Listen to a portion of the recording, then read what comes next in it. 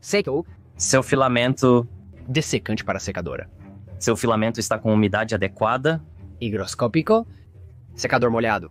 Filamento encordoamento.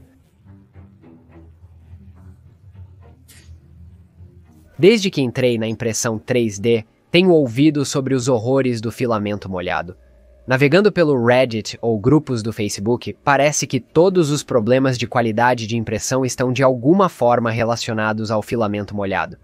Uma das minhas primeiras compras de acessórios para impressão 3D foi uma caixa cheia de sacos a vácuo e uma bomba de vácuo USB, mesmo tendo apenas 5 rolos de filamento, nenhum deles realmente higroscópico. E enquanto eu sei que todo filamento absorve alguma umidade, eles não absorvem a mesma quantidade na mesma taxa. Além disso, nem todos eles serão igualmente impactados pela referida umidade. E para ser honesto, minha experiência pessoal às vezes conflitou com muito do que eu vi online. É por isso que decidi responder a essa pergunta de uma vez por todas. Quais filamentos realmente precisam ser secos e quais não valem o tempo, esforço e eletricidade para secar, para me manter honesto e para manter minha preguiça afastada? No final deste vídeo, apresentarei meu trabalho ao mestre dos testes de resistência de impressão 3D Stefan, do controle numérico computadorizado Kitchen, e pedirei a ele que me dê uma nota, o que é toda a motivação necessária para ser minucioso. Ok, mais minucioso do que normalmente. Vamos atrás disso. Felizmente para vocês, tenho uma vantagem única sobre muitos dos outros criadores de conteúdo de impressão 3D por aí. Não, eu posso não ser o mais cientificamente rigoroso, ou o mais experiente, ou o mais inteligente, ou mesmo o mais engraçado. Mas eu moro em Tel Aviv, onde a umidade média é de cerca de 75% quase o ano todo. Também sou muito mais preguiçoso que a maioria deles e sempre deixo meu filamento espalhado, absorvendo umidade. Como resultado, possuo centenas de rolos de quase todos os tipos de filamento conhecidos, todos em péssimas condições. De qualquer forma, a configuração para este vídeo é bem simples, ou assim pensei. Vamos imprimir amostras de cada tipo de material antes e depois da secagem, cada vez usando o mesmo G-Code. Em seguida, compararemos pela aparência. Finalmente, vamos quebrá-los no meu rudimentar testador de resistência a tração caseiro que você vê aqui atrás e vamos olhar os resultados juntos. Aproveito para agradecer imensamente ao colega criador de conteúdo Robert Cowan pelo seu design de testador de resistência à tração, que estou usando com algumas melhorias. É simples, fácil de construir e funciona para a maioria dos materiais, embora, como verá no vídeo, eu encontrei seus limites. Agora, algumas outras ressalvas aqui sobre meus métodos. Primeiro, não vou quebrar mais do que 5 de cada tipo de amostra em cada orientação. Embora meus resultados tenham sido surpreendentemente consistentes para a maioria dos materiais, eles não serão estatisticamente significativos. Afinal, você realmente precisaria quebrar mais de 30 de cada tipo para sequer arranhar a superfície da verdadeira significância estatística, e eu não tenho esse tipo de tempo ou paciência. Francamente, estou surpreso por ter feito tanto e tão minuciosamente quanto fiz. Na verdade, estou muito mais interessado no impacto estético do filamento molhado, já que raramente tenho problemas com as minhas impressões quebrando. Porém, comente abaixo se você quer ver um vídeo com um teste de resistência mais rigoroso e equipamento superior. Uma última nota importante sobre minha metodologia de teste antes de começarmos. Como não possuo um testador de resistência potente o suficiente, como ficará evidente em breve, não utilizarei os mesmos ganchos de teste que Stefan usa, portanto, meus resultados não podem ser comparados aos dele em termos de resistência.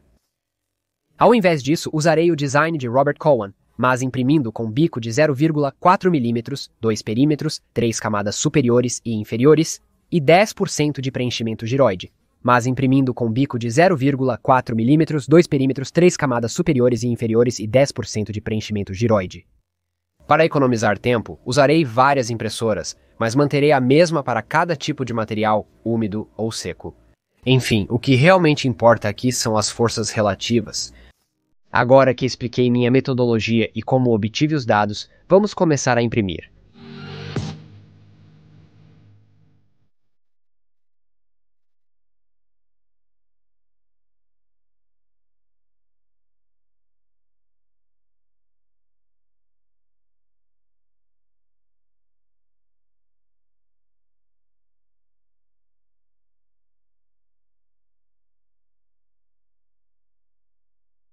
Como mencionei antes, estou mais interessado nas diferenças visuais entre o filamento úmido e seco. Então, primeiro, vamos começar com comparações lado a lado de cada um dos filamentos que testei, com o úmido à esquerda e o seco à direita. Isso também vai familiarizá-lo com a longa lista de filamentos testados, para que você possa prestar atenção especial nos que despertam sua curiosidade quando chegarmos aos testes de resistência.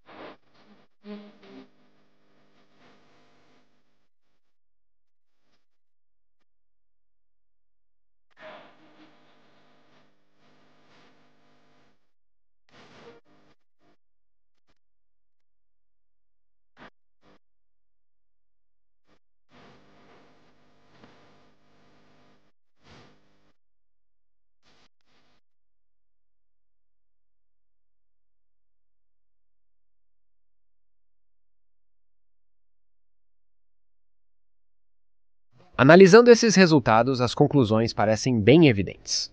Os únicos filamentos que são notavelmente afetados, pelo menos no que diz respeito à estética, são PETG, TPU e nylons. PLA, ABS, ASA, você provavelmente não precisa se preocupar com armazenamento ou secagem dentro do razoável. Quer dizer, se o seu filamento está se desfazendo e esfarelando nas suas mãos, talvez... E as coisas que não podemos ver? Para isso, vamos precisar quebrar muitas amostras. Então, vamos lá.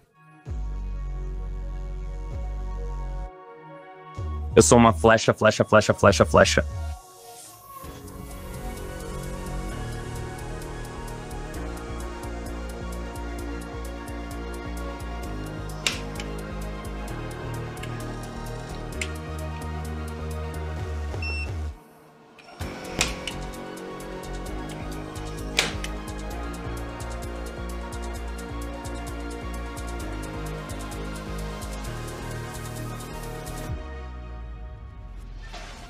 Ok, vamos analisar os resultados. ChatGPT e eu analisamos todos os dados, criamos tabelas dinâmicas e fizemos gráficos a partir delas. Inicialmente, eu estava indo apresentar meus dados não apenas em newtons e quilogramas, mas também em metros de newton e megapascais. Mas depois de quebrar mais amostras do que gostaria de admitir, finalmente percebi que meus cálculos para essas amostras estavam errados. Enquanto Stefan e outros normalmente obtêm valores de 60 MPa para PLA, os meus apareciam em torno de 20 MPa. Felizmente percebi meu erro. Devido às limitações do meu equipamento de teste, optei por fazer apenas 2 perímetros, com 3 em cima e 3 embaixo. Logo, a seção transversal estava vazia nas amostras horizontais. Infelizmente, como eu estava muito envolvido nos testes, para recomeçar, não tenho uma maneira precisa de calcular os valores em MPa ou NM. Mas novamente, não estou muito preocupado com isso, porque o que realmente importa são as forças relativas de seco versus molhado. E usei o mesmo código G para todos. Eu só espero que Stefan não tire muitos pontos pelo meu erro de iniciante. Deixe-me pegar um lugar e vamos analisar os resultados juntos. Bem-vindo ao meu escritório em casa. Preciso de uma mesa adequada no estúdio. Se alguma empresa de mesa em pé que envia para Israel estiver assistindo, entre em contato comigo. De qualquer forma, vamos analisar os dados. Você pode ver aqui que eu montei uma planilha inteira, chegaremos aos valores lidos daqui a pouco e apenas marquei tudo. Marquei, sabe, cada material, molhado, vertical, no que foi impresso molhado, horizontal no que foi impresso. Como mencionei, todos os mesmos tipos de materiais foram impressos nas mesmas máquinas. Então todo o PLA foi impresso em uma A1 Mini, todo o PC em uma P1S, todo o PETG foi impresso em uma Mark IV-S Prusa, e assim por diante, e assim por diante. Na verdade, todos os compósitos de fibra de carbono foram feitos na K2, mas qualquer tipo de nylon sem fibra de carbono foi todo feito na P1S e assim por diante. Depois peguei as amostras. Algumas delas você pode ver que eu não tinha muitas amostras, mas para a maioria delas eu fiz 5 amostras se eu conseguisse quebrá-las. E então eu obtive a média em newtons, na média em quilos, e então a média em newton-metros e megapascais, mas esses valores são provavelmente não corretos por causa do problema que eu mencionei antes de não preencher a coisa toda. De qualquer forma, vamos olhar os resultados. Quero começar com o vertical porque acho que será o mais interessante. Você pode ver aqui que temos cada material diferente. Um grande agradecimento ao ChatGPT por me ajudar a criar esta bela tabela dinâmica que organizou todos os meus dados. Podemos simplesmente revisar os materiais aqui.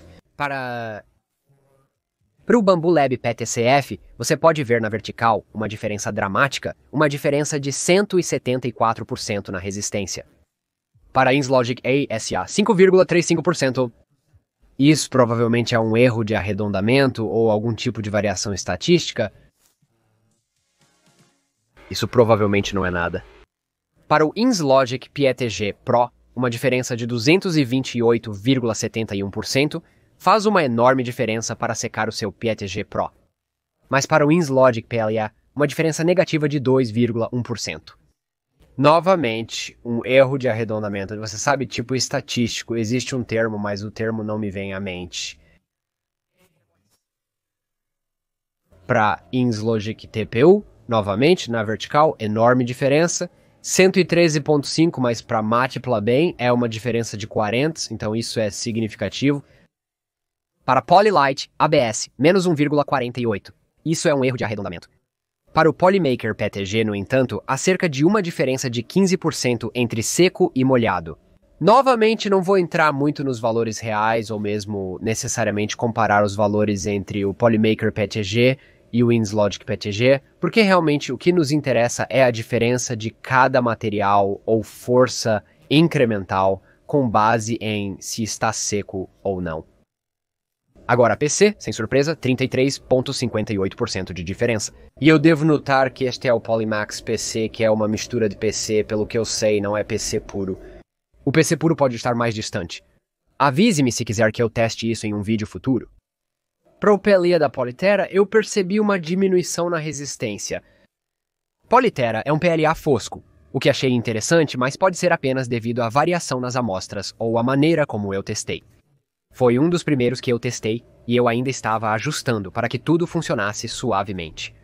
Eu não daria muita importância ao fato do molhado ser mais forte que o seco. E então para o PLA da Sliceworks, 7%.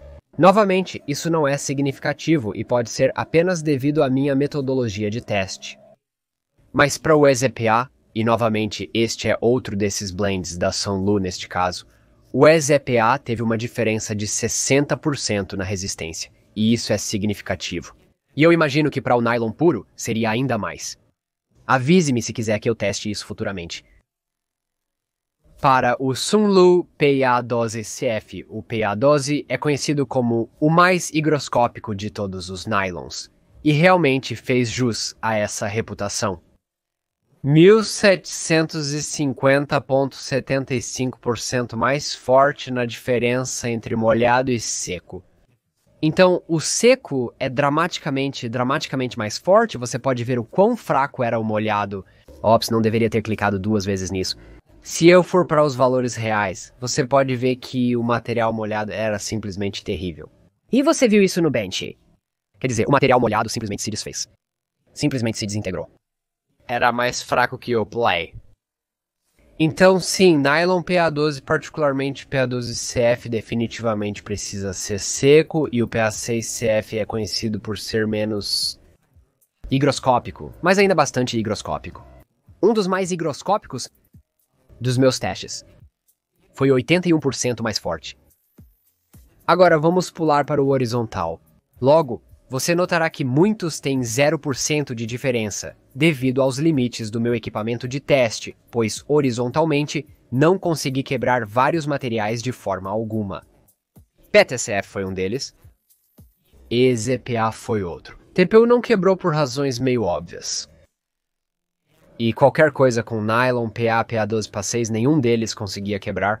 Desculpe, se quiser que eu refaça este teste e se o vídeo for bem sucedido, posso construir um equipamento de teste melhor, semelhante ao que Stefan tem na controle numérico computadorizado Kitchen, e refazer alguns desses testes. Eu meio que não quero, mas talvez vamos falar sobre os que quebraram aqui mais uma vez, Diferença insignificante para o ASA. Observa-se que a diferença entre forte e seco é menor que 3%. Eu atribuiria isso a algum tipo de erro de variância estatística, seja lá qual for o termo, comente abaixo se você souber o termo que estou pensando. Para o PETG Pro, mais forte, mas não a diferença que estávamos vendo nas amostras verticais, 21%. PLA novamente 5.4. Talvez seja um pouco mais forte para o WinSlogic normal, não o PLA Fosco, mas 5.4 ainda pode ser um erro de arredondamento. Pode ser, pois não testei muitas amostras. Eu não testei 30 de cada amostra. Para PLA Fosco, novamente, menos 20.36. Isso é um pouco suspeito. Não sei bem o que houve. É possível que eu tenha, talvez, derretido um pouco o filamento e danificado ele. Admito que sequei este filamento a uma taxa mais rápida e com algum nylon apenas mais curto, então eu posso ter realmente danificado a estrutura cristalina do PLA Fosco. Para Polylite ABS, novamente, menos 2%. Isso é um erro de arredondamento. Para Polymaker PETG, isso me surpreendeu. Admito que não armazenei o PETG por tanto tempo. Estava fora, sob um peitoril de janela por alguns dias, o que geralmente basta para absorver. Mas também eu o sequei durante 4 horas, não 6 ou 8. E sim, quase nenhuma diferença na força. Talvez eu precise retestar o PETG da Polymaker. A Polymax PC também me surpreendeu. Este rolo ficou de fora por semanas, semanas e semanas. E apesar de não estar calor de verão em Israel agora, eu tinha certeza de que havia absorvido muita água. Era apenas 3% mais forte na horizontal. Na vertical, novamente, houve uma grande diferença. Então eu acho que talvez apenas o PC não seja tão afetado nas horizontais. Polyterra PLA, praticamente sem diferença. Isso é um erro de arredondamento. SliceWorks PLA, novamente, um erro de arredondamento. Então, realmente, a grande conclusão aqui, os horizontais não são quase tão afetados. E nós já sabíamos disso, não é? Nós meio que sabíamos que o problema com o filamento encharcado é as bolhas entrando entre as camadas e arruinando a aderência entre as camadas. Se for o caso, Quero dizer, estou surpreso que alguns deles foram até mesmo afetados. Se quiser se aprofundar, também publicarei esta planilha para meus membros do YouTube e apoiadores do Patreon. Agora, eu sei que algumas pessoas terão pulado para a conclusão do vídeo, então se eu tivesse que dar um tipo de resumo rápido dos meus dados, seria isso. Esqueça o que você leu online. Não se preocupe em secar PLA, ABS ou ASA. Quer dizer, a menos que você esteja tendo problemas muito claros e tenha se tornado super frágil e feio, você está bem. Por outro lado, você precisa secar praticamente tudo o resto. Então sim, nenhuma grande revelação aqui. Você pode já saber disso, pelo menos eu sabia pela experiência. Mas, e talvez seja só eu querendo justificar 2 semanas de testes, ainda acho que valeu a pena o exercício. Especialmente se isso evitar que as pessoas se estressem com o armazenamento de seus PLA, ABS e ASA em caixas secas ou desperdiçando energia para secá-los. Afinal, se você procurar esse tipo de informação online, teria certeza de que o ABS precisa ser seco, mas simplesmente não precisa. Dito isso, houve uma série de lições e conclusões surpreendentes que quero destacar sem ordem específica. Primeiro que o PLA é realmente fraco, particularmente sua aderência entre camadas. Quer dizer, eu sabia que era mais fraco, e é por isso que não imprimo tudo nele, apenas a maioria das coisas, mas eu não tinha ideia de que era apenas metade da resistência do PLA normal. Isso nos leva à minha segunda lição surpreendente. O PLA comum é, na verdade, muito resistente quando se trata de aderência entre camadas.